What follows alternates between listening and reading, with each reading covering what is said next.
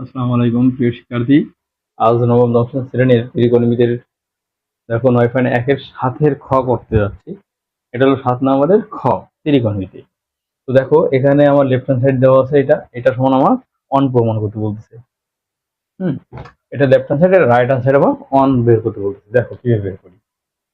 এখানে আমরা সূত্রে বারবার বলছিলাম, সূত্রের ক্লাসটা অবশ্যই সূত্রের ক্লাসটা দেখে নিবা, না হলে কিন্তু এখানে সমস্যা হয়ে যাবে।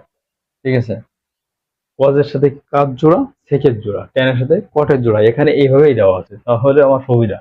ঠিক আছে, তাহলে আমি উপরেও সূত্র বানাতে পারি, নিচেও সূত্র বানাতে পারি। এই যে 1/sec, কারণ কারণ কি, কারণ হলো কজ সমান 1/sec, আর ট্যান সমান কি 1 বাই, এই দেখো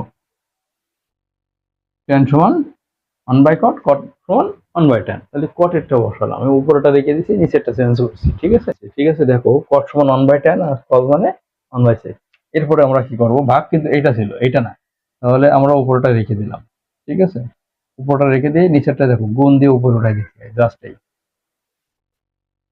হ্যাঁ, এবং ওয়ানটা নিচে দেখো, ভাগ থেকে কখনো যদি গুণ করা হয় তাহলে ভাগের জায়গায় যে প্রথমে লবটা বসে গেল, এরপর একটা গুণ চিহ্ন দিলাম, গুণ দেওয়ার পরে নিচের এই যে এইটা এই ভগ্নাংশ, এর হর চলে যাবে লবে আর লব চলে আসবে হরে, এটাই নিয়ম। ঠিক আছে, তো এই পাশে আমার কি একই একই জিনিস, এই যে এটা গুণ দেই, তাহলে ট্যান উপর উঠে যাবে। ঠিক আছে, আর নিচেই অন চলে আসবে। এবার দেখো এই অনের তো আসলে নিচের অন লেখা লাগে না, এই সেক আর সেক গুণ করলে কি হয়, দুইটা জিনিস একই জিনিস গুণ করলে কি হয়, স্কোয়ার হয়। হ্যাঁ, আর এটা ট্যান স্কোয়ার হয়। ঠিক আছে, দেখো আর এইটা সমান 1, এটা কিন্তু তোমার সূত্র। সেক স্কয়ার সমান 1 প্লাস ট্যান স্কয়ার যদি হয়, ট্যান স্কয়ারটা এই পাশে নিয়ে আসলে sec square minus tan square সমান 1 থেকে গেল, এটা আমাদের রাইট হ্যান্ড সাইড বেরিয়ে গেল।